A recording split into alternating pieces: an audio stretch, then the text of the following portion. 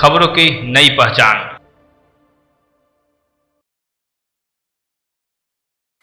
वकालत के पेशे में नैतिकता और शिष्टाचार का विशेष महत्व होता है।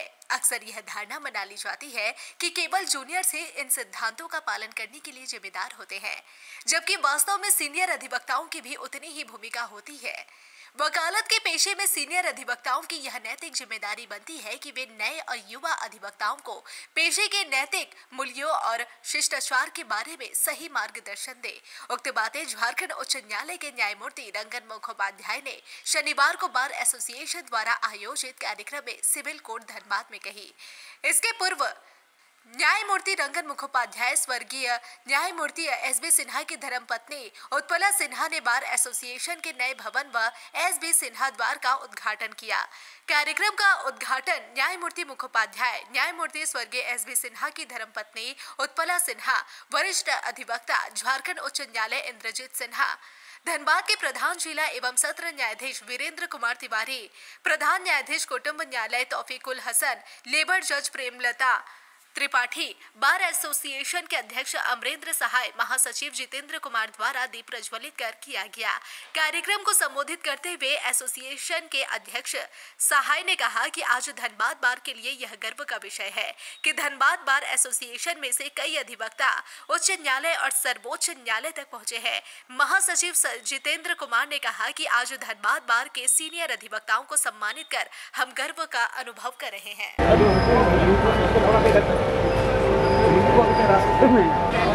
हमको अपना ओके चीज है clapping.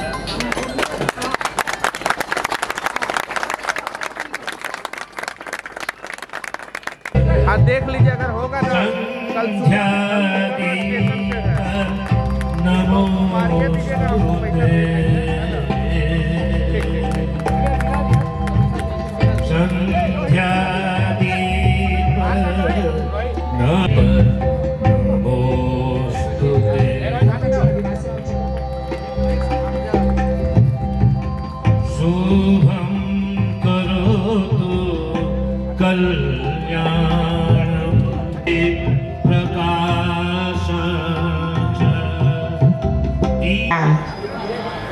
And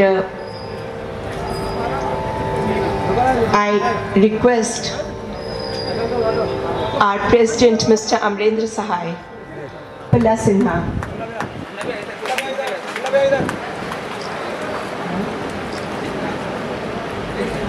kindly requested to present a bouquet to Mr. Indrajit Sinha, Advocate Jharkhand High Court.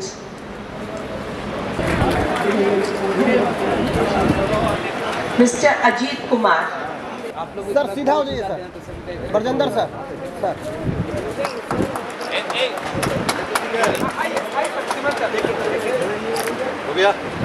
बहुत प्रतीक्षित कार्यक्रम था, क्योंकि हम लोग इंतज़ार कर रहे थे भवन बनने का, और भवन अब प्राय बन करके तैयार है।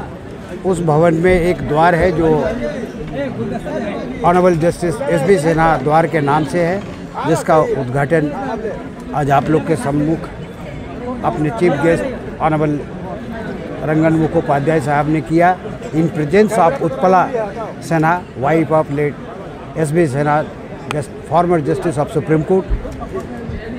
और उसके साथ ही साथ हम लोगों का था क्या कि जितने भी हमारे सीनियर एडवोकेट्स हैं who have completed their 50 years of practice or more, और दूसरे वो थे कि जो पेंडेमिक के समय में जो अधिवक्ता आ करके वॉलंटियर उन्होंने बार को जो है सो आकर के तो जो भी सहयोग किया उन्होंने, उनको हृदय से आभार ये प्रकट करने का एक मौका था, वही आज हम लोगों ने किया।